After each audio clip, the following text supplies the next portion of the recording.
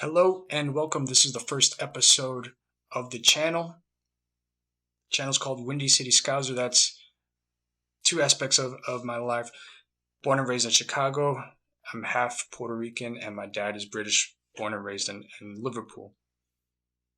So let's get on with it. This channel, just a brief introduction. The essence of this channel is Liverpool, the love for the team, the city, and the sport. That's it. There will be opinions, there will be analysis, there will be rumor discussion, anything and everything. But the core of this channel, what I want it to be, is a space to engage with other Liverpool or football lovers and share thoughts and just enjoy the discourse and content sharing. Moving on into today's match. Holy moly, what a match.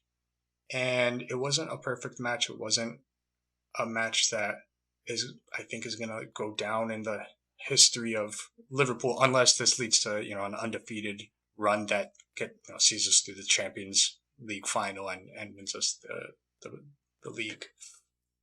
Who knows? But we saw a change in the squad. We saw drive. We saw immense pressure, and we saw hope. Players no longer walked in with the assumption that their skill was enough to carry them through the match to get a result. Instead, they knew that they had the effort and the drive, but they have a bit of uncertainty and doubt that leaves room for, not knowing a loss or a win coming, but hope gives direction to that drive. And Liverpool haven't had it for a while, and they haven't needed to have it. By getting to the level that they have at this point, with Jurgen Klopp, they've been able to get so good at their craft that they removed the need for hope or that emotion to drive their success.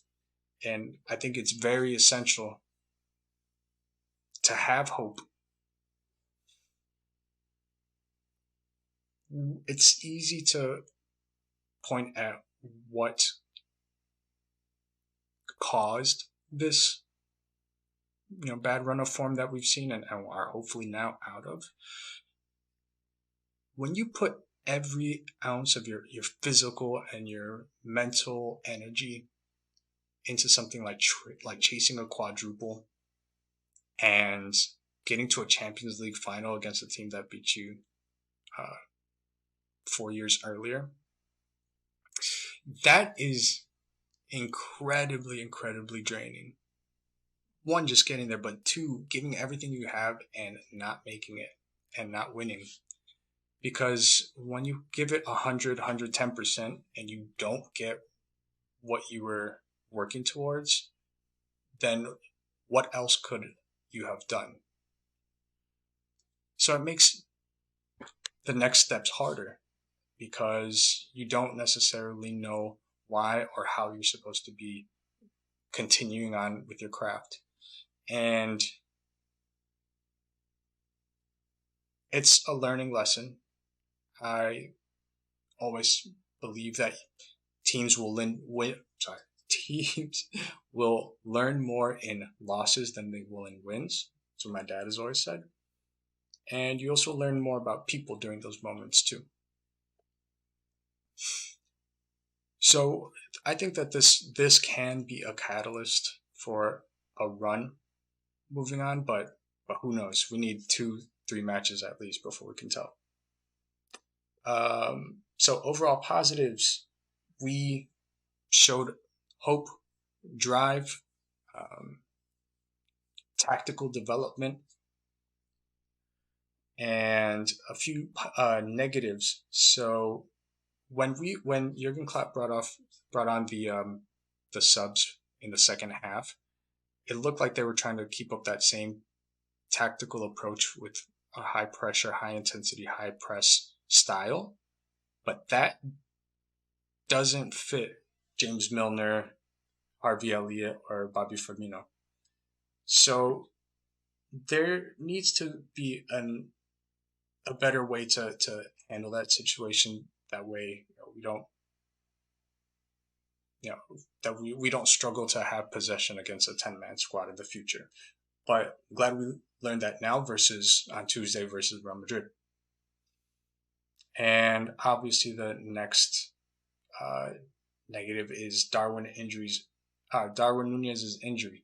Do we know what the extent of it is? Will he be available for Real Madrid? I'm worried. I am worried. Darwin Nunez has the ability to create chaos for Real Madrid and for us against Real Madrid. The one silver lining is Diogo Jota's back, and he will be able to shake the rust off, and he's going to have a lot of energy and emotion and drive coming into that match. You saw him today. He wanted to get that ball and shoot. He was determined. I'm going to get a shot off, and that's what good strikers, wingers do. They know what their process is for getting back on track and getting back into a game or back into a groove, and they do it. So I'm excited for that. But Darwin Nunez's injury, we'll see what happens. I'll post an update here once we find out and what I think about it. But I hope it's nothing serious. So moving on, there are 3 players I want to highlight. So the first player that I want to mention is the wonder kid, Stefan Bajcetic. He didn't necessarily have an amazing game today or blew everyone's socks off, but I think that is good. It is okay to just have a good game and not take all the spotlight and have that pressure on you. And especially, I think it came at a perfect point that Cody Gakpo and Darwin Nunez, took the show, stole the show a little bit, as well as Mo Salah and Trent. There's this, because it means that Steph can go back into himself and away from the spotlight, away from the pressure, and really assess what got him into this great run of form, and how does he keep it? How does he stay in that mental and emotional place? And I think he'll be able to do it. He appears to be a super mentally strong kid, age of 18 and playing at this level. He's got a lot of talent, but that mental capacity is amazing. Looking forward to it. The next player that I want to talk about, Cody Gakpo. So we're seeing him, fall into this false 9, and it's looking beautiful. I'm telling you, it is looking beautiful. A tall, strong false 9 center forward that can switch into the left wing if needed. That is going to be dangerous. And we saw him getting physical today.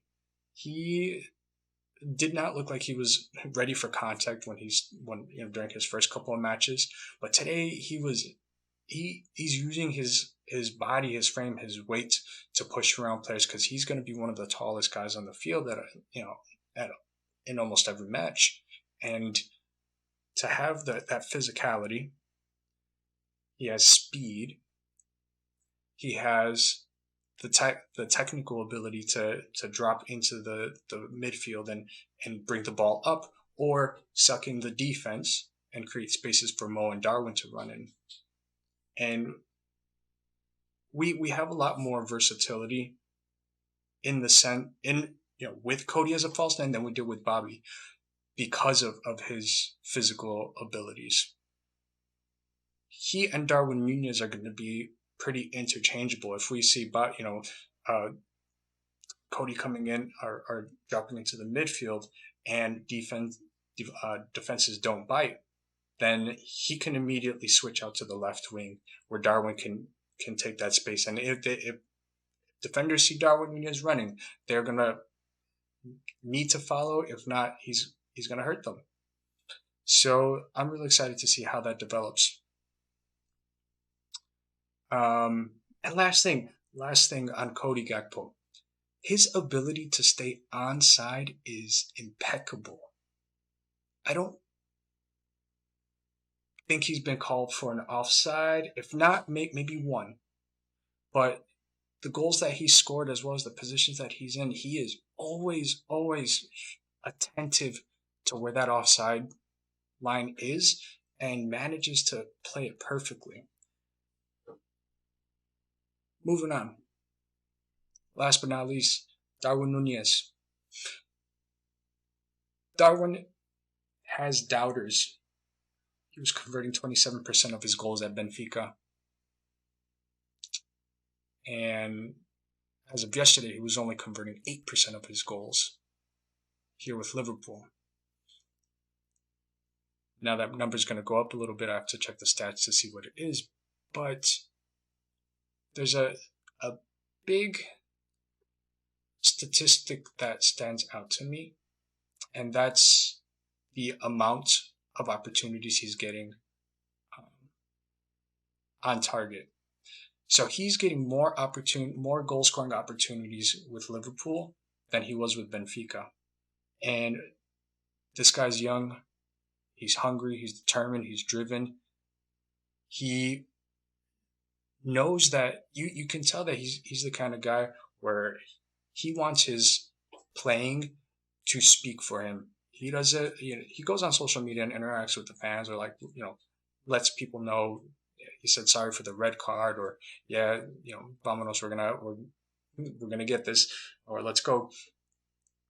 But he puts all that energy onto the field. He's playing, he's running back, trekking back on defense, and getting in there, getting physical, and not having an ego about him, knowing that he's a forward expected to score goals. He knows that he can still contribute as a defender. That's probably Jurgen Klopp instilling that in him, but to be able to adapt and start performing that at a high level, it's impressive. It's impressive, and I'm a huge fan of all three of these guys. I think they can all have really amazing trajectories. I'm really happy to see where it goes. So that is it for the very first episode. I'm incredibly excited to have gotten this started. I'm glad you're here along in the process. Again, like, subscribe, share. This is the start of the channel, and can't wait to see what the journey holds. All right. Night.